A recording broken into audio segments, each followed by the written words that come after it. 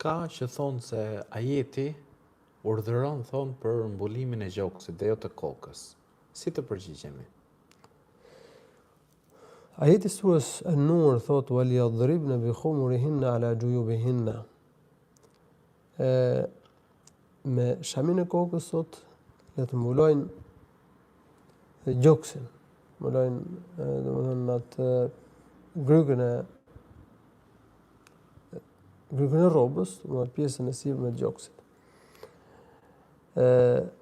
Por shamia në gjuhën arabe fjala khimar është mbulimi i kokës me pajtimin e gjithë dietarëve, gjuhëtarëve, dietarëve, po të shohësh fjalorët, librat e tefsirit, shpjeguesit e haditheve. Pra nuk do të gjerë dietar të hershëm që e mohon këtë fakt. Fjala khimar përmendur në ajetin e Kuranit shënon mbulimin e kokës. Në pa diskutueshme. Atëherë pra ajeti kuranor thotë që me shamin me cilën mbuloni kokën, mbuloni dhe gjoksin. Patjetër do të mbuloj kokën me shamin dhe do të mbuloj me to dhe qafën dhe gjoksin. Dhe do të mbulohet mirë me to. Që mos duken pjesët e trupit përveç fytyrës. Urdhri është shumë i qartë. Kush nuk e pranon këtë fakt, ai në kundërshtim me shpjegimin, me kuptimin që ka fjala në gjuhën arabe, me kuptimin që ka dhënë profeti në hadithe, gruaja kur hyn në moshë pjekurie nuk i pranohet namazi, thot profeti sallallahu alaihi wasallam, pa shami.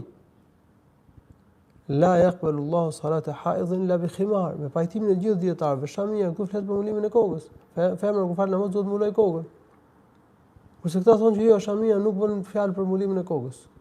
Pra janë krejt në kundërshtim me Kur'anin, Sunetin, me ixhma'in, me gjuhëtarët, librat e tefsirit, librat e hadith. Ky shpjegim ky lloj shpjegimi nuk e kanë njohur dietarët e umetit. As sa jesë kohës tonë. Pra do të thotë që njeriu sa ajo çështje vetare që s'kan lidhje fare me fenë. Në këtë mënyrë ka njerëz që ndryshojnë krejt kuptimet e fesë.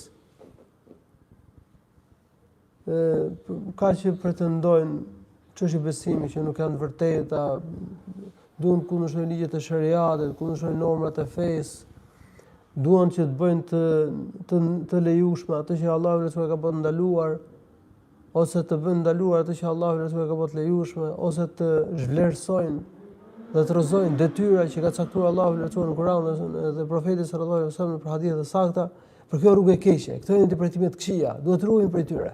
Allahu na ruajt.